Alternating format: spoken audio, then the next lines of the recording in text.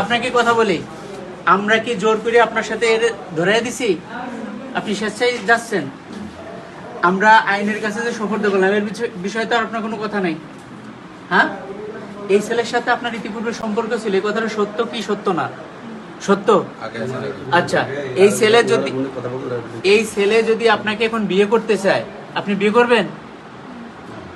ভাই, তুমি যদি একে বিয়ে করতে চাও, বা এ তো তোমাকে অলরেডি বিয়ে করতে রাজি, তুমি এখন কি করবে? তো অলরেডি তার দুটা সন্তান সহ বিয়ে করতে চাচ্ছে তোমায়। আমি এখানে মানে যেটা অপরাধ হয়েছে, এখানে গণ্যমান্য ব্যক্তি আছে, প্রশাসনের লোক আছে, এখানে এখানে কেউ সিদ্ধান্ত নেবে না। তোমার কাছে প্রশ্ন করছি, আমি স্যারের সামনে তোমাকে আঘাত করতে পারবো, এর জন্য আমার দুইবার ভাবা লাগবে না। প্রশ্ন করছি স্টেট কার্ড, তুমি এর বিয়ে করবা কি করবা না?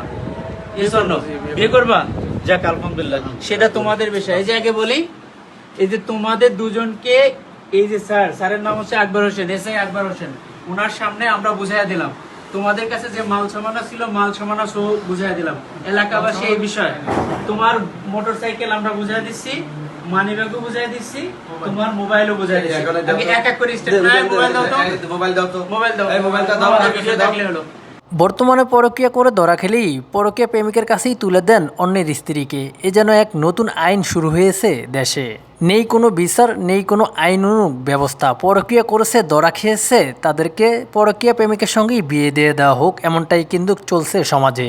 যেমন এই যুবক পরকীয়া করতে এসেই এই মহিলার সঙ্গে ধরা খান হাতে নাতে। তিনি 2 বাচ্চার মা, তারপরও তাকে বিয়ে দিয়ে দিল এই যুবকের সঙ্গে। একটি বারও ভাবলো না কেউ আগের স্বামীর কথা এবং বর্তমানে যে 2টো সন্তান রয়েছে তাদের কথা। তারা তো পরকীয়া করেছে, তারা দুজন দুজনকে কাছে পাওয়ার জন্যই, সেটাই যেন পূর্ণ হলো তাদের। এই সমাজ ব্যবস্থা থেকেই বেরিয়ে আসতে হবে সবাইকে।